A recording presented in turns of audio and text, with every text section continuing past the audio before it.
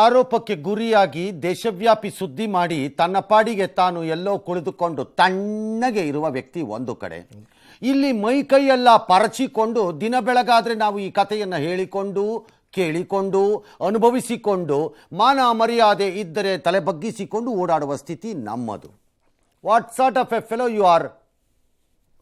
Pen drive ಪ್ರಕರಣದಲ್ಲಿ ಈ ಪ್ರಜ್ವಲ್ ರೇವಣ್ಣ ಸಂಕಷ್ಟದ ಮೇಲೆ ಸಂಕಷ್ಟ ಎದುರಾಗ್ತಾ ಇದೆ.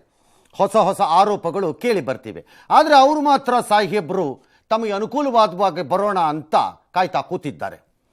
ಹೊಸ ಹೊಸ ಕೇಸ್ಗಳು ದಾಖಲಾಗ್ತಿದ್ದಂಗೆ ಇಬ್ಬರು ಮಹಿಳಾ ಅಧಿಕಾರಿಗಳು ಅವರ ವಿರುದ್ಧ ಈಗ ದೂರು ಕೊಟ್ಟಿದ್ದಾರೆ. ಈಗ ಯಾಕೀಗ ದೂರು ಕೊಟ್ಟಿದ್ದಾರೆ? I have no idea. ನನಗೆ ಗೊತ್ತಿಲ್ಲ ಯಾಕೀಗ.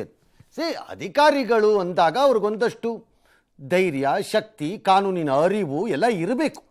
ಸ್ವಲ್ಪ ಯಾಕೆ ಕೊಟ್ಟಿದ್ದಾರೆ ಗೊತ್ತಿಲ್ಲ. ಏನಿಯೋ ಮಹಿಳೆ ಕೊಟ್ಟ ಮೇಲೆ ಅದು ದೂರೇ. ಟ್ರಾನ್ಸ್ಫರ್ ಲೆಟರ್ ಕೊಡುವುದಾಗಿ ಕರೆಸಿಕೊಂಡು ದೌರ್ಜನ್ಯ ಎಸಗ್ತಿದ್ರು. ಟ್ರಾನ್ಸ್ಫರ್ ಲೆಟರ್ ರೇವಣ್ಣ ಕೊಡೋಕ್ಕಾಗಲ್ಲ, ಟ್ರಾನ್ಸ್ಫರ್ ಮಾಡಿಸ್ತೀನಿ ಅಂತಿರ್ಬೋದು ಅಷ್ಟೇ. ಅದನ್ನು ವಿಡಿಯೋ ಮಾಡಿಕೊಂಡು ಪದೇ ಪದೇ ಬಟ್ಟೆ ಬಿಚ್ಚುವಂತೆ ಒತ್ತಾಯ ಮಾಡ್ತಿದ್ರು. ಐಸಿ ವಿಡಿಯೋ ಕಾಲ್ ಮಾಡಿ ಬಟ್ಟೆ ಬಿಚ್ಚಿ ತೋರಿಸುವಂತೆ ಬೆದರಿಕೆ ಹಾಕ್ತಿದ್ರು. ಓಕೆ, ಇದು ಒಬ್ಬರು ಹೇಳ್ಕೊಟ್ಟಿರೋ ಹೇಳಿಕೆ. ಹೆಣ್ಣುಮಗಳು ಯಾರೋ ಆಫೀಸರು ಅವ್ರು ಕೊಟ್ಟಿರೋ ಹೇಳಿಕೆ. ಒಬ್ಬರು ಆಫೀಸರ್ ಆಗಿ ನಾನು ಹೇಗೆ ನಡ್ಕೋಬೇಕು ಅನ್ನೋ ಅರಿವು ಅವ್ರಿಗೆ ಇಲ್ವೇನ್ರಿ? ಮಾಡಿದ್ದಂಥ ಕಿರಾತಕ ಬುದ್ಧಿ ಅವ್ರ ಕತೆ ಎಳ್ಕೊಂಬಂದು ಹೆಡೆಮುರಿ ಕರ್ಕೊಂಬಂದು ಬಂದಾಗ ಕೇಳೋಣ ಅದನ್ನು. ಇವ್ರ ಪಾತ್ರ ಏನ್ರಿ ಇದೆಲ್ಲ? What level people are going? ಒಂದು ಪೋಸ್ಟಿಂಗು, ಒಂದು ಆಫೀಸರ್, ಒಂದು ಯಾವುದೋ ಒಂದು ಜಾಗಕ್ಕೆ ಒಂದು ಟ್ರಾನ್ಸ್ಫರ್ಗೋಸ್ಕರ ಏನ್ರಪ್ಪ? ಆಸೆ ಇದ್ದಾಗ ತಾನೇ ಅಥವಾ ದುರಾಸೆ ಇದ್ದಾಗ ತಾನೇ ಈ ಎಲ್ಲ ಹಣೆ ಬರಹಗಳು ಪ್ರಾರಂಭ ಆಗೋದು. ಟ್ರಾನ್ಸ್ಫರ್ ಮಾಡಿದ್ರೆ ಮಾಡು ಲೀಗಲಿ, ಇದ್ರ ಎಲ್ಲಿ ಬಿಸಾಕ್ತೀಯ ಅಲ್ಲಿಗೆ ಬಿಸಾಕು, ಸೂಟ್ ಕೇಸ್ ರೆಡಿ ಇದೆ ಅಂತ ಹೇಳಲ್ವೇನು? ಹಿಂದೆ ಹೇಳಿದ್ರು ಒಬ್ಬರು IPS ಅಧಿಕಾರಿ, ನನಗೆ ನೆನಪಿದೆ. ಅವತ್ತಿನ ದಿನ ಒಬ್ಬ ದೊಡ್ಡ ರಾಜಕಾರಣಿ ಅವ್ರನ್ನ ಬೆದರಿಸಿದ್ರು. ಆ ಅಧಿಕಾರಿ ಆಕ್ಸಿಡೆಂಟಲಿ ನಾನು ಅವ್ರ ಮುಂದೆ ಕೂತಿದ್ದೆ. ಆಗ ಅವ್ರು ಹೇಳಿದ್ರು ಫೋನಲ್ಲಿ, ನಾನು ಇಲ್ಲಿಗೆ ಬಂದಾಗಲೇ ಸೂಟ್ ಕೇಸ್ ರೆಡಿ ಇಟ್ಕೊಂಡು ಬಂದಿದ್ದೀನಿ ಅಂತ. ಎಲ್ಲಿಗಾದ್ರೂ ಟ್ರಾನ್ಸ್ಫರ್ ಎಲ್ಲಿಗಾರು ಹಾಕ್ಕೊಳ್ಳಿ ಅಂತ, ಸೂಟ್ ಕೇಸ್ ಇಟ್ಕೊಂಡೆ ಬಂದಿದ್ದೀನಿ ನಾನು ಅಂತ. ಏನಿಯೋ ಪ್ರಾಬ್ಲಮ್ ಈಸ್, ಇದೆಲ್ಲ ಪ್ರಶ್ನೆಗಳನ್ನು ಕೇಳುವುದಕ್ಕೆ ದುಷ್ಟತನ, ದುರುಳತನ, ಧೂರ್ತತನ ಮತ್ತು ಮಾಡಿರುವಂಥ ಆರೋಪಕ್ಕೆ ಸಿಕ್ಕಾಕೊಂಡು ತಲೆಮರೆಸಿಕೊಂಡಿರುವ ವ್ಯಕ್ತಿ ಮೇಲಿರಬೇಕಾದಂಥ ಆಕ್ರೋಶಕ್ಕೆ ಸುಮ್ಮನಾಗಬೇಕು. ಮಾಡಿದ ವ್ಯಕ್ತಿ ತಂಪ ಕೂತಿದ್ದಾರೆ, ಎಲ್ಲೋ ಅವ್ರ ಪಾಡ್ಗವ್ರು ಮಾಡಿದ್ದಾರೆ. ಸಾರಿ, ನಾನು ಮಾಡಿದ್ದಾರೆ ಅಂತ ಹೇಳಕ್ ಬರಲ್ವಲ್ಲ, ಮಾಡಿದ್ದಾರೆ. ಈಗ ಕಾನೂನು ತಜ್ಞರ ಜೊತೆ ಚರ್ಚೆ ಮಾಡ್ತಿದ್ದಾರಂತೆ. SITನವರು ಮಾಡಲಿ, FIR ಹಾಕೋಣ ಅಂತ. ಇನ್ನಷ್ಟು ಕಠಿಣ ಸೆಕ್ಷನ್ ಬಳಸಿ, ನಿಮ್ಗೆ ಇಷ್ಟ ಬಂದಂಗೆಲ್ಲ ನೀವು ಕಠಿಣ, ಪಠಿಣ, ಮಠಿಣ ಅಂತೆಲ್ಲ ಅಲ್ಲ. ನೀವು ಏನು ಸೆಕ್ಷನ್ ಬೇಕಾದ್ರೂ ಹಾಕೋಬಹುದು. ಏನು ದೂರ ಹಾಕಬೇಕಾದ್ದನ್ನ ದೂರಿಗೆ ತಕ್ಕಂತೆ ಸೆಕ್ಷನ್ ಹಾಕಬೇಕಷ್ಟೇ. ಇವ್ರಿಗಂತ ಎಕ್ಸ್ಟ್ರಾ ಏನೋ ತಂದು ಹಾಕಕ್ಕಾಗಲ್ವಲ್ಲ. ಯಾವುದೋ ಉತ್ತರ ಸಿಕ್ಲಿಲ್ಲ ಎಕ್ಸಾಮ್ ಅಲ್ಲಿ ಅನ್ನೋದಕ್ಕೆ ಯಾರು ಓದಲ್ಲ ಕರೆಕ್ಟ್ ಮಾಡೋ ಟೀಚರು ಮೇಲಿಂದ ಕೆಳಗಿನವರೆಗೂ ಫಸ್ಟ್ ಪ್ಯಾರಾ ಸೈನ್ಸ್ ಬರೆದು ಮಧ್ಯದಲ್ಲಿ ಜಾರ್ಜ್ ಬರ್ನಾರ್ಡ್ ಶಾ ಬರೆದ್ಬಿಟ್ಟು ಎಂಡಲ್ಲಿ ಫಿಸಿಕ್ಸಲ್ಲಿ ಎಂಡ್ ಮಾಡ್ಬಿಡೋಣ ಅಂತ ಮಾಡೋಕ್ಕಾಗಲ್ಲ. ಅದಕ್ಕೆ ಅದರದೇ ಆದಂಥ ಸೆಕ್ಷನ್ಸ್ ಹಾಕಿದ ಸೆಕ್ಷನ್ನು ಕಾನೂನಿನ ಪ್ರಕಾರ ಮಾನ್ಯವೋ ಅಲ್ಲವೋ ಕೋರ್ಟ್ ಡಿಸೈಡ್ ಮಾಡ್ಕೊಳತ್ತೆ. ಇನ್ನು ಮುಂದೆ ಇನ್ನಷ್ಟು ಮಂದಿ ದೂರು ಕೊಡಬಹುದು ಅಂತ ಕೊಡಬಹುದು. ವಿದೇಶದಲ್ಲಿ ತಲೆಮರೆಸಿಕೊಂಡಿರುವ ಈ ಪ್ರಜ್ವಲ್ ರೇವಣ್ಣ ಚುನಾವಣೆ ಮುಗಿಯುವ ತನಕ ದೇಶಕ್ಕೆ ಬರುವುದು ಬಹುತೇಕ ಅನುಮಾನ. ಕೆಲವು ವಕೀಲರ ಜೊತೆ, ಆಪ್ತರ ಜೊತೆ ಏನೋ ಸಂಪರ್ಕದಲ್ಲಿದ್ದಾರಂತೆ. ಯಾರ ಜೊತೆನಾದ್ರು ಸಂಪರ್ಕದಲ್ಲಿ ಇದ್ಕೊಳ್ಳಿ, ಏನಾದ್ರು ಮಾಡ್ಕೊಳ್ಳಿದವ್ರ ಹಣೆ ಬರಹ. ಆದರೆ ನನ್ನ ಅನುಕೂಲಕ್ಕೆ ತಕ್ಕಂತೆ ರಾಜಕೀಯವಾಗಿ ನಾನು, unless you are waiting for a relief from a court, ನಾನೊಂದು ಆಂಟಿಸಿಪೇಟರಿ ಬೇಲ್ ಹಾಕ್ಕೊಂಡಿದ್ದೀನಿ. ಒಂದು 2 ದಿನ ನೋಡ್ತಾ ಇದ್ದೀನಿ, ನನಗೇನಾದ್ರು ಸಿಕ್ಕಿದ್ರೆ ರಿಲೀಫ್ ತೊಗೊಂಡು ಬರ್ತೀನಿ. ಫೇರ್ ಆಯ್ತಪ್ಪ, ಹಂಗಿಲ್ಲ. ಭಾಳ ಜನ ಮಾಡ್ತಾರ ಕೆಲಸ, ಮಾಡಿದ್ದಾರೆ, ನಮ್ಮ ಕಣ್ಣು ಮುಂದೆನೇ ಮಾಡಿದ್ದಾರೆ, ಅದೇನು ಸಮಸ್ಯೆ ಅಲ್ಲ. ಏನೂ ಇಲ್ಲದೆ, ಉಭಾಶುಭ ಇಲ್ಲದೆ ಕಾಡೆಯಾಗಿ ಕುತ್ಕೋತೀವಿ, ನಾನು ಇಷ್ಟ ಬಂದಾಗ ಬಂದ್ಕೋತೀನಿ ಅಂದರೆ ಯಾವ ನಡವಳಿಕೆಗಳ್ರಿ ಇವೆಲ್ಲ? ಮಾಡಿಲ್ಲ ಅನ್ನೋದಿದ್ರೆ ಮುಂದಕ್ಕೆ ಬಂದವನು ಯಾವನೋ ಅವನು ಬಾಯಿಗೆ ಬಂದಾಗ ಮಾತಾಡ್ತಾ ಇದ್ದವನು ಕಳೆದ 15 ದಿನದಿಂದ ನಾನು ಊರಲ್ಲಿ ಇಲ್ದಿದ್ದಾಗ ಬಂದು ನಿಲ್ಲಬೇಕಾಗಿ ಯಾರದು ಕರ್ಕೊಂಬಂಡ್ರಿ ಇಲ್ಲಿ ನನ್ನ ಮುಂದಕ್ಕೆ, ಕಾಲಲ್ಲಿರೋದನ್ನೆಲ್ಲ ಕೈಗೆ ತೊಗೊಂಡು ಬಾರಿಸ್ತೀನಿ ಅಂತ ಹೇಳಬೇಕು. ಎಸ್, ಈಗ ಪ್ರಕರಣದಲ್ಲಿ ಸರ್ ಅಧಿಕಾರಿಗಳು ಕಂಪ್ಲೇಂಟ್ ಕೊಟ್ಟಿದ್ದಾರೆ ಅನ್ನೋ ಕಾರಣಕ್ಕೆ ಸ್ಪೆಷಲ್ ಆಗಿ ಏನು ನೋಡಲ್ಲ ಅಲ್ವ ಸರ್? ಅದು ಲೈಂಗಿಕ ದೌರ್ಜನ್ಯದ ಲೆಕ್ಕಕ್ಕೆ ಬರುತ್ತಲ್ವ? ಹೌದು, ಲೈಂಗಿಕ ದೌರ್ಜನ್ಯಕ್ಕೆ ಬರುತ್ತೆ. ಆಮಿಷ, ಭಯ ಹುಟ್ಟಿಸಿದರು ಅಂತ. ಆಮಿಷಕ್ಕೆ 2 ಭಾಗ ಬರುತ್ತೆ. ಆಮಿಷ ತೋರಿಸಿದ್ರು, ನೀವು ಆಮಿಷಕ್ಕೆ ಯಾಕೆ ಒಳಗಾದ್ರಿ ಅನ್ನೋ ಪ್ರಶ್ನೆನೂ ಬಂದ್ಬಿಡುತ್ತೆ ಕಾನೂನಲ್ಲಿ, ಅಲ್ಲೇ ಬರುತ್ತೆ ಕಾನೂನಲ್ಲಿ. I am not demeaning the ಕಂಪ್ಲೇಂಟ್ಗಳನ್ನ. ಓಕೆ, ನಾವು ಅವ್ರನ್ನ ಅವ್ರು ಕೊಟ್ಟಿರೋದೇ ತಪ್ಪು, ಅವ್ರು ಕೊಟ್ಟಿರೋದು ಯಾಕೆ ಕೊಟ್ಟರು ಈಗ, ಈ ಪ್ರಶ್ನೆಗಳನ್ನು ನಾವು ಈಗ ಕೇಳಲಿಕ್ಕೆ ಬರಲ್ಲ. ಅದೆಲ್ಲ ನಮಗೆ ಓಕೆ, ದೂರೇ. ಆದರೆ ಆ ಪ್ರಶ್ನೆ ಅದೆಲ್ಲ ಹುಟ್ಕೊಳ್ಳುತ್ತೆ. ಆಮಿಷ, ಹೌದು, ಅಧಿಕಾರವನ್ನು ದುರುಪಯೋಗ, ಓಕೆ, ನಂತರ ಬೆದರಿಕೆ. ಯಾವುದರಲ್ಲಿ ಬೆದರಿಕೆ? ನಿನ್ಗೇನೋ ಮಾಡಿಸ್ಬಿಡ್ತೀನಿ ಸರ್ಕಾರದಲ್ಲಿ ಮಟ್ಟದಲ್ಲಿ ಅಂತಾನೋ, ಅಥವಾ ನನ್ನ ಹತ್ರ ಯಾವುದೋ ರೆಕಾರ್ಡೆಡ್ ಇದೆ ಅದನ್ನೆಲ್ಲ ತೋರಿಸ್ಬಿಟ್ಟು ನಿಂಗೆ ಅವಮಾನ ಮಾಡಿಬಿಡ್ತೀನಿ ಅಂತಾನೋ, ಈ ಥರ ಬೆದರಿಕೆ ಈ ಥರದೆಲ್ಲ ಬರ್ಬೋದು. ಬಟ್ ದೂರೇ. ಡಿಲೇ ಆದರೂ ದೂರ ಡಿಲೇ ಯಾಕಾಯ್ತು ಅಂತ ಏನು ಪ್ರಶ್ನೆ? That's A question again court will take. Okay, delay ಇದ್ರೆ ಏನು ಡಿಲೇ, ಆ ಪೀರಿಯಡ್ ಆಫ್ ಡಿಲೇನಲ್ಲಿ ನಡೆದಿರಬಹುದಾದ್ದೇನು, ಡ್ಯಾಶ್, ಇದೆಲ್ಲ ಕೋರ್ಟ್ ಮ್ಯಾಟರ್. ಓಕೆ, ಇಲ್ಲಿ ಪ್ರಶ್ನೆ ಏನಾಗಿದೆ ಏನಾಗಿಲ್ಲ ಅನ್ನೋದಕ್ಕೆ ಯಾರೂ ತೀರ್ಪನ್ನು ಕೊಡಬೇಕಾಗಿಲ್ಲ. ಮೇಲ್ನೋಟಕ್ಕೆ ಒಬ್ಬ ವ್ಯಕ್ತಿ ಅಂದರೆ ಪ್ರಜ್ವಲ್ ರೇವಣ್ಣ ಈ ರೀತಿಯ ನಡವಳಿಕೆಗಳನ್ನು ಮಾಡಿದ್ದಾರೆ ಎಂಬುದಕ್ಕೆ ಆಘಾತವಾಗುವಂತಹ ಮಾಹಿತಿಗಳು, ಚಿತ್ರಗಳು ಅಥವಾ ವಿಡಿಯೋಗಳು ಹೊರಕ್ಕೆ ಬಂದಿದೆ. ಹೌದು, ಹೌದಲ್ಲ? ಹೌದು, ಅದು ಹೌದು ಅಥವಾ ಇಲ್ಲ ಎಂದು ಸಾಬೀತು ಮಾಡಬೇಕು, ಅಥವಾ ಜನರಿಗೋಸ್ಕರ. ಯಾಕಂದರೆ ಎಲ್ಲ ರಾಜಕಾರಣಿಗಳು ಹುಟ್ಟಿರೋದೇ ಜನರಿಗೋಸ್ಕರ ಅಲ್ವಾ? ಪಾಪ ಎಲ್ಲ ಮಾಡೋದುವೆ ಜನರಿಗೋಸ್ಕರ. ಜನ ಅಲ್ಲೇ ಇದ್ದು ಸಾಯ್ತಾ ಇದ್ದಾರೆ, ಹೇಳೋನಿಲ್ಲ ಕೇಳೋನಿಲ್ಲ. ಜನರಿಗೋಸ್ಕರ ಅಂದವರೆಲ್ಲ ಚೆನ್ನಾಗೇ ಇದ್ದಾರೆ. 10 ತಲೆಮಾರಿಗಾಗೋ ಅಷ್ಟನ್ನು ದುಡಿದು ತಿಂದುಕೊಂಡು ಲೂಟಿ ಹೊಡೆದಿರೋರುಗಳು. ಈ ಜನರಿಗೋಸ್ಕರ ಇರುವ ರಾಜಕಾರಣಿ ಹೇಳಬೇಕಲ್ಲ. ಹೌದು, ಅಷ್ಟೇ ಇಲ್ಲಿ ಪ್ರಕರಣ. ಹೌದು ಇಲ್ಲ, ಯಾರ್ದೇನು ಪಾತ್ರ, ಯಾಕೆ ಪಾತ್ರ, ಅವ್ರು ಯಾಕೆ, ಇವ್ರು ಯಾಕೆ, ಇದೆಲ್ಲ ಆಮೇಲಿನ ಪ್ರಶ್ನೆಗಳು. ಒಂದು ಉತ್ತರ ಅಂತ ಉತ್ತರದಾಯ್ತು ಬರ್ಬೇಕಲ್ಲ ಏನಾದ್ರು ಒಂದು. ಹೌದು, ಸತ್ಯ ಸಿಗಿದ್ರೆ ಹೊರಕ್ಕೆ ಬರುತ್ತೆ ಅಂತ ಎಲ್ಲೋ ಕೂತ್ಕೊಬಿಟ್ಟು ತಿವಿದ್ಬಿಟ್ಟು ಚುಚ್ಬಿಟ್ಟು ಬರೆದ್ಬಿಟ್ರೆ ಆಗತ್ತಾ? ಆಗಲ್ಲ. ಎಸ್. ಪ್ರಜ್ವಲ್ ರೇವಣ್ಣ ವಿರುದ್ಧ ಇಬ್ಬರು ಮಹಿಳಾ ಅಧಿಕಾರಿಗಳು ದೂರು ನೀಡಿರುವ ಹೊತ್ತಲ್ಲೇ ರಾಷ್ಟ್ರೀಯ ಮಹಿಳಾ ಆಯೋಗಕ್ಕೆ ಮಹಿಳೆಯೊಬ್ಬರು ಒಂದು ದೂರು ಕೊಟ್ಟಿದ್ದಾರೆ. ಅದರ ಪ್ರತಿ ಪಬ್ಲಿಕ್ ಟಿವಿಗೆ ಲಭ್ಯ ಆಗಿದೆ. ಹಾಸನದ ಜಯನಗರದಲ್ಲಿ ವಾಸ ಇರುವಂತಹ ಮಹಿಳೆ ಪ್ರಜ್ವಲ್ ರೇವಣ್ಣ ನಿವಾಸದಲ್ಲಿ ಕಳೆದ 4 ತಿಂಗಳಿಂದ ಮನೆ ಕೆಲಸ ಮಾಡ್ತಾ ಇದ್ರು. ಈಕೆಯನ್ನ SIT ಹೆಸರಲ್ಲಿ ಸಂಪರ್ಕಿಸಿರುವ ಕೆಲವರು ಪ್ರಜ್ವಲ್ ವಿರುದ್ಧ FIR ಮಾಡಿಸುವಂತೆ ಕಿರುಕುಳ ಕೊಟ್ಟಿದ್ದಾರಂತೆ. ಇಲ್ಲ ಅಂದ್ರೆ ನಿಮ್ಮ ಮೇಲೇನೆ ಸುಳ್ಳು ಕೇಸ್ ದಾಖಲಿಸ್ತೀವಿ ಅಂತ ಬೆದರಿಕೆ ಹಾಕಿದಾರಂತೆ. ಈಗ ಮಹಿಳೆಗೆ ದೂರು ಕೊಟ್ಟರು. ಮಹಿಳೆಗೆ ರಕ್ಷಣೆ ನೀಡುವಂತೆ ಸೂಚಿಸಿ DG IGPಗೆ ರಾಷ್ಟ್ರೀಯ ಮಹಿಳಾ ಆಯೋಗ ಪತ್ರ ಬರೆದಿದೆ. ಆಮೇಲೆ ಇವರು ಕೂಡ ರಿಯಾಕ್ಟ್ ಮಾಡಿದ್ದಾರೆ. ನಾವು ಯಾರಿಗೂ ಆ ಥರ ಒತ್ತಾಯ ಮಾಡಿಲ್ಲ, ಬೆದರಿಕೆ ಹಾಕಿಲ್ಲ, ಮಹಿಳೆ ಕೊಟ್ಟಿರೋ ದೂರನ್ನು ಪರಿಶೀಲಿಸ್ತೀವಿ, ಮಾಹಿತಿ ಕಲೆ ಹಾಕ್ತಿದ್ವಿ, ಅಗತ್ಯ ಕ್ರಮ ತಗೋತೀವಿ ಅಂತ SIT ಹೇಳಿದೆ. ಬೆದರಿಕೆ ಹಾಕಿದ ಅಂತಲ್ಲಿ ಮಹಿಳಾ ಆಯೋಗಕ್ಕೆ ದೂರು ಕೊಡ್ಲಿಕ್ಕೆ ಮುಂದಾಗಿದೆ ಸರ್. ಅದು ಗೊತ್ತಿಲ್ಲ, ಅದು ಯಾರು ಬೆದರಿಕೆ ಆಗ್ತಾ ಇದ್ದಾರೆ. ಅವ್ರಿಗೆ ರಾಷ್ಟ್ರೀಯ ಮಹಿಳಾ ಆಯೋಗ SIT ಅವರಿಗೆ ಮಾತಾಡಲಿ, ಅವರಿಗೆ ಏನು ಬೆದರಿಕೆ ಬಂದಿದೆ ಅವರಿಗೆ ತಿಳಿಸ್ಲಿ, ಆಮೇಲೆ ಅವ್ರು ಏನು ಕ್ರಮ ತಗೋಬೇಕೋ ತಗೊಳ್ತಾರೆ. ಪರಮೇಶ್ವರ್ ಹೋಗ್ಬಿಟ್ಟು ಬೆದರಿಕೆ ಹಾಕಿದ್ದಾರೆ ಅಂತ ಯಾರು ಹೇಳಿಲ್ಲ. SIT ಅವರೇ ಹಾಕಿದ್ದಾರೆ ಅಂತಾನೂ ಇಲ್ಲಿ ಯಾರು ಹೇಳ್ದಂಗಿಲ್ಲ. ಅವರ ಹೆಸರು ಹೇಳಿಕೊಂಡು ಅಥವಾ ಮತ್ತೊಂದು ಆಗಿದ್ದಾರೆ ಅಂತ ಮಹಿಳೆ ಹೇಳ್ತಿದ್ದಾರೆ. ಹೌದು, SIT ಆ ಮಹಿಳೆ ಹೇಳಿರುವುದು ಬೇರೆ ಮಹಿಳೆಯರು ನಮ್ಮ ಮೇಲೆ ಹೇಗೆ ದೌರ್ಜನ್ಯ ಆಗಿದೆ ಅಂತ ಹೇಳಿರುವುದು ಸರಿ ಎಂಬ ಭಾವನೆ ಬಹುಜನರಿಗೆ ಇದೆಯೋ ಹಾಗೆ ಈಕೆ ಹೇಳ್ತಿರೋದು ಸರಿ ಎಂಬ ಭಾವನೆಯೇ ಇರಬೇಕು ನಿಮಗೆ. ನಿಜ, ಹೌದು, ಬಹಳ ಸರಳ. ಇದೊಂದನ್ನು ಮಾತ್ರ ಉಲ್ಟಾ ಹೆಂಗೆ ಇದೊಂದನ್ನು ಮಾತ್ರ ರಿವರ್ಸ್ ಮಾಡಕ್ ಬರಲ್ಲ. ಆದರೆ ಯಾರದು ಪ್ರಶ್ನೆ, ವಿ ಹ್ಯಾವ್ ನೋ ಐಡಿಯಾ ಯಾರು ಅಂತ.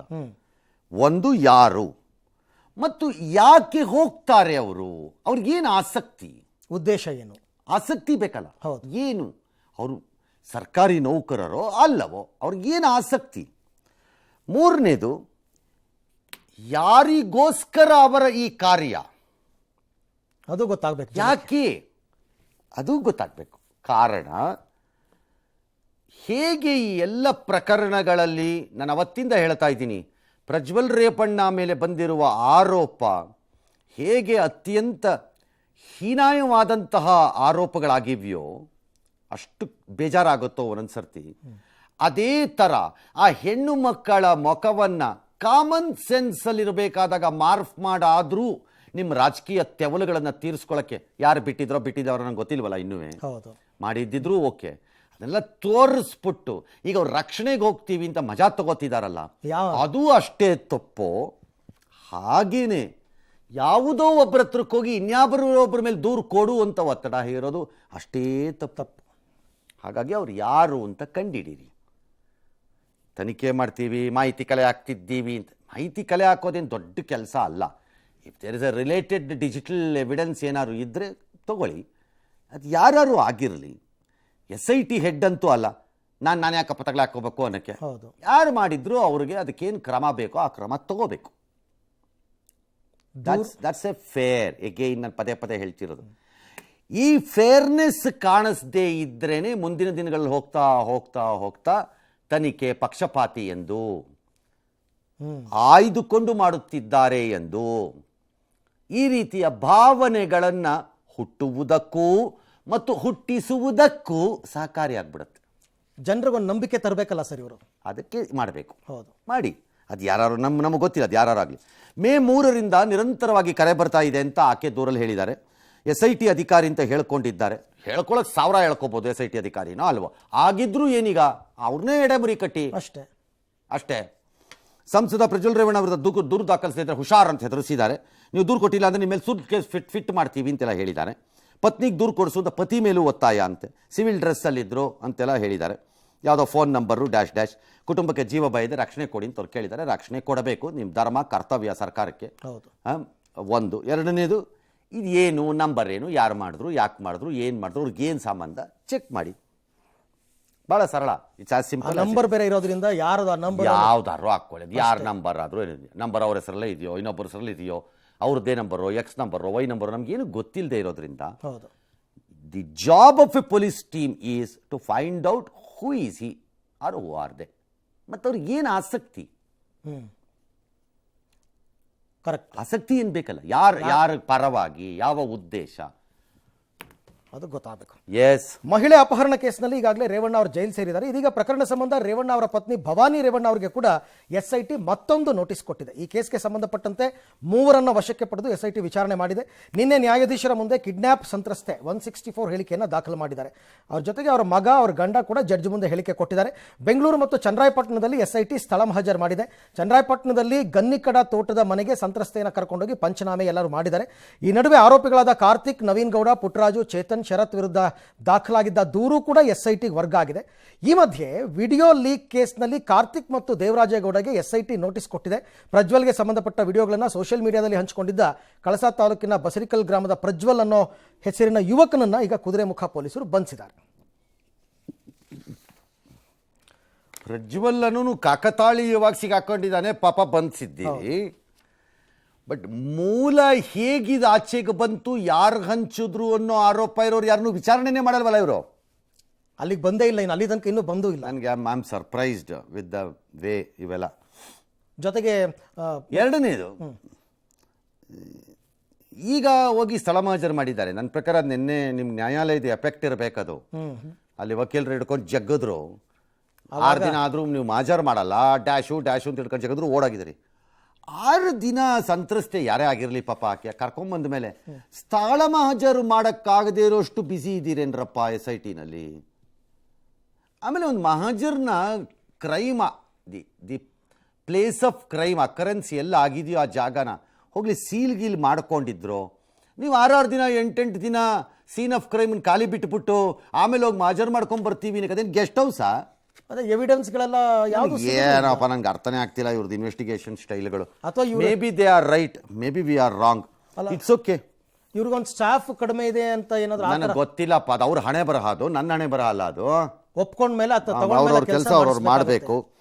ಇನ್ನು ಭವಾನಿಗೆ ನೋಟಿಸನ್ನು ಕೊಡಲಾಗಿದೆ. ಅವ್ರು ಹೋಗಿ ಅಪಿಯರ್ ಆಗಬೇಕು, ತಮ್ಮ ವಿವರ ಏನಿದೆ, ಎಕ್ಸ್ಪ್ಲನೇಷನ್ ಏನಿದೆ ಅದನ್ನು ಕೊಡಬೇಕು ಅಷ್ಟೇ. 3 ಜನನೂ ಅಪಿಯರ್ ಆಗಿಲ್ಲ ಸರ್ ಒಂದು ಸರ್ತಿನ ವಿಚಾರಣೆಗೆ. ಅಂದರೆ ಪ್ರಜ್ವಲ್ ರೇವಣ್ಣ ಅಂತೂ ಇಲ್ವೇ ಇಲ್ಲ ಬಿಡಿ. ರೇವಣ್ಣ ಅವರು ಹೋಗಲಿಲ್ಲ, ಈಗ ಭವಾನಿನೂ ಕೂಡ ಆಯಿತು. ರೇವಣ್ಣ ಅವ್ರು ಹೋಗಲಿಲ್ಲ, ಅವ್ರನ್ನ ಬೇರೆ ಕೇಸಲ್ಲಿ ಫಿಟ್ ಮಾಡಿದ್ರು, ಅರೆಸ್ಟ್ ಮಾಡ್ಕೊಂಡಿದ್ದಾರೆ. ಇವ್ರನ್ನ ಕರ್ತೀವಿ, ಹೋಗಿ ಹೇಳಿಕೆ ಕೊಡಿ. ಅದೇ if you have a fear, ನನ್ನ ಹೇಳಿಕೆ ಕೊಡೋಕೆ ಹೋದಾಗ ಬಂಧಿಸ್ಬಿಡ್ತಾರೆ. ಅದಕ್ಕೆ ಅಗತ್ಯ ಕಾನೂನಿನ ಪ್ರೊಟೆಕ್ಷನ್ ಸಿಕ್ಕಿದ್ದಾರೆ ನ್ಯಾಯಾಲಯದಲ್ಲಿ, ಅದು ತಗೊಂಡು ಹೋಗಬೇಕು ಅಷ್ಟೇ, ಹೋಗದೇ ಇರೋಕ್ಕಾಗಲ್ಲ. ವಿಚಾರ. ದಿಸ್ ಇಸ್ ಎಕ್ಸಾಕ್ಟ್ಲಿ ಇವತ್ತು ಕೇಜ್ರಿವಾಲ್ ಬಿಡುಗಡೆ ಆಗಿದೆ. ಸುಪ್ರೀಂ ಕೋರ್ಟು ತನ್ನದೇ ಆದ ಕಾರಣಗಳಿಂದ ಅವರು ಬಿಡುಗಡೆ ಮಾಡಿದ್ದಾರೆ. ಬಟ್ 9ನೇ ಸರಿ 10 ಸರಿ ಹೋಗಿದ್ದಾಗ ಅದನ್ನೇ ಎಲ್ಲರೂ ಹೇಳ್ತಾ ಇದ್ದಿದ್ದು ಕೆಲವರಲ್ಲ, ಅಪಿಯರೇ ಆಗದಿದ್ರೆ ಹೆಂಗೆ, ಅಷ್ಟು ನೋಟಿಸ್ ಕೊಟ್ಟರು ಅಪಿಯರ್ ಆಗಲಿಲ್ಲ ಅಂತ ಹೀಗದು ಅಂತ. ಹಾಗಾಗಿ ಏನೋ ಅವ್ರಿಗೆ ಅಪಿಯರ್ ಆಗಬೇಕು. ನನ್ನ ವಿವರ ಏನಿದೆ ಅದನ್ನು ಕೊಡಬೇಕಪ್ಪ ಅಷ್ಟೇ. ಇನ್ನು ಅದ್ಯಾರೋ ನ್ಯಾಯಾಧೀಶರ ಮುಂದೆ ಕಿಡ್ನ್ಯಾಪ್ ಸಂತ್ರಸ್ತೆ ಹೇಳಿಕೆ ಮಾಡಿದಾರಂತೆ ನಿನ್ನೆ ಅಂತ ಹೇಳ್ತಿದ್ದಾರೆ. ಈಗೇನು ಅದು ನಿನ್ನೆ ಆಗಿದೆ, ಆಫ್ಟರ್ 6 ಡೇಸ್. ಇದನ್ನೇ ಡಿಲೇ ಅಂತ ಹೇಳಿದ್ದು ಸರ್. ಆಯಿತು ನೋಡೋಣ. ಪೆನ್ಡ್ರೈವ್ ಕೇಸಲ್ಲಿ ಪ್ರಜ್ವಲ್ ವಿರುದ್ಧ ಹೋರಾಟ ನಡೆಸ್ತಾ ಇರೋ ವಕೀಲ ಕಂ ಬಿಜೆಪಿ ಮುಖಂಡ ದೇವರಾಜೇಗೌಡ ವಿರುದ್ಧ ಇವತ್ತು ಲೈಂಗಿಕ ಕಿರುಕುಳ ಆರೋಪ ತಂದಿದ್ದಾರೆ ಅಥವಾ ಬಂದಿದೆ. ಮಹಿಳೆಯರಿಗೊಬ್ಬರಿಗೆ ಯಾರಿಗೋ ಮಾಡಿದ್ದಾರೆ ಅಂತ. ಯಾತಕ್ಕೆ ಅಂದರೆ ಪತಿ ಮಾಲೀಕತ್ವದ ಸೈಟ್ ವಿಚಾರವಾಗಿ ಅವರು ದೇವರಾಜೇಗೌಡರನ್ನ 10 ತಿಂಗಳ ಹಿಂದೆ ಭೇಟಿ ಮಾಡಿದ್ರಂತೆ. ಸೈಟ್ ಮಾರಾಟ ಮಾಡಿಸಿಕೊಡುವ ನೆಪದಲ್ಲಿ ನನ್ನ ಲೈಂಗಿಕವಾಗಿ ಬಳಸ್ಕೊಂಡಿದ್ದಾರೆ ಅಂತ ಅವರು ಹೇಳ್ತಿದ್ದಾರೆ. 10 ತಿಂಗಳ ಹಿಂದೆ. 10 ತಿಂಗಳಿಂದ. ಓಕೆ. ಮಾನಸಿಕ ದೌರ್ಜನ್ಯ ಮಾಡಿದ್ದಾರೆ, ವಿಡಿಯೋ ಕಾಲ್ ಮಾಡಿದ್ದಾರೆ, ಡ್ಯಾಶ್ ಡ್ಯಾಶ್ ಡ್ಯಾಶ್. ಹೊಳೆನರಸೀಪುರದ ಪೊಲೀಸ್ ಸ್ಟೇಷನ್ಗೆ ದೂರು ಕೊಟ್ಟಿದ್ದಾರೆ. ಆಗ ಕೇಸ್ ಅಲ್ಲೇ ಹ್ಯಾಂಡಲ್ ಆಗುತ್ತೆ. ಏಪ್ರಿಲ್ 1ನೇ ತಾರೀಕು ಅವ್ರು ಕೊಟ್ಟಿರೋ ದೂರು ಈಗ ಹೊರಗೆ ಬರ್ತಾ ಇದೆ. ಏಪ್ರಿಲ್ 1. ಈಗ ಯಾಕೆ ಹೊರಗೆ ಬಂತು? There will be no answers ಅದಕ್ಕೆ. ಈಗ ಪ್ರಿಯಾಂಕಾ ಗಾಂಧಿ ಮಣಿಶಂಕರ್ ಅಯ್ಯರ್ ಏನೋ ಹೇಳಿದ್ದಕ್ಕೆ ಅದು ಹಳೆಯ ವಿಡಿಯೋ ಈಗ ಯಾಕೆ ಬರ್ತಾ ಇದೆ ಅದು ಅಂತ ಕೇಳಿದ್ದಾರೆ. ಸೇಮ್ ಪ್ರಶ್ನೆ ಇಲ್ಲೂ ಕೇಳಬೇಕಲ್ಲ. ಇದ್ಯಾವುದೋ ಹಳೆ ಕೇಸು ಏಪ್ರಿಲ್ 1ನೇ ತಾರೀಕು ಈಗ ಯಾಕೆ ಬರ್ತಾ ಇದೆ ಅಂತಾರೆ. ದಟ್ಸ್ ಎ ಮ್ಯಾಟ್ರ್, ಫ್ಯಾಕ್ಟ್ ಅಷ್ಟೇ. ಮೇ 15ಕ್ಕೆ ಏನೋ ವಿಚಾರಣೆ ಆಗಿದೆ. ಅವರು ಪ್ರತಿಯಾಗಿ ದೂರು ಕೊಟ್ಟಿದ್ದಾರಂತೆ ಎಲ್ಲೋ ಬೇರೆ ಕಡೆ. ನನ್ನ ಹನಿ ಟ್ರ್ಯಾಪ್ ಮಾಡೋಕ್ಕೆ ಬಂದಿದ್ದರು ಡ್ಯಾಶ್ ಡ್ಯಾಶ್ ಅಂತ ಅವರು. ಸರಿ, ಬಿ ಜೆ ಪಿ ದೇವರಾಜೇಗೌಡರನ್ನ ಕೂಗಲೇ ಬಂಧಿಸಬೇಕು ಅಂತ ಕಾಂಗ್ರೆಸ್ನವರು ಹೆಂಗೆ ಬಂಧಿಸ್ತಾರೆ?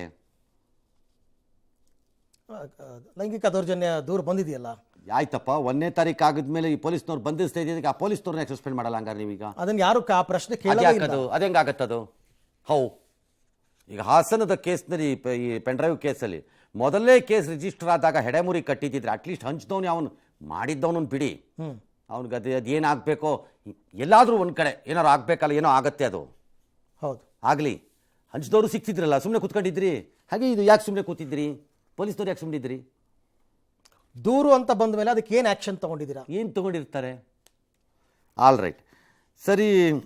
ಚಪ್ಪಲಿ ಸೇವೆ ಮಾಡಿ ಹೊರಗಡೆ. This looks like an unrelated case to ಈಗ ನಡೀತಿರೋ ಪೆನ್ಡ್ರೈವು SIT ಗಲಾಟೆಗೆ. ಬಟ್ ಆ ವ್ಯಕ್ತಿ SIT ಪೆನ್ಡ್ರೈವ್ ವಿಚಾರದಲ್ಲಿ ಆಕ್ಟಿವ್ ಆಗಿರೋದ್ರಿಂದ ಕಾಂಗ್ರೆಸ್ನವ್ರು ಅದಕ್ಕೆ ತೊಗೊಂಡೋಗಿ ಲಿಂಕ್ ಮಾಡ್ತಿರ್ಬೇಕು. That is not fair. ಹಾಗಾದ್ರೆ ಅವ್ರು ಮಾತನಾಡ್ಬಿಟ್ರು ಈ ಪ್ರಕರಣದಲ್ಲಿ ಅಂದ್ಬಿಟ್ಟು ಅದು ಅನ್ಫೇರ್, ಅದು ತಪ್ಪಾಗುತ್ತೆ, ಅದು ಫೇರ್ ಅಲ್ಲ. ಕಾಂಗ್ರೆಸ್ನವ್ರು ಚಪ್ಪಲಿ ಹಿಡ್ಕೊಂಡ್ರೆ ಹೊಡ್ಕೋಬೋದು.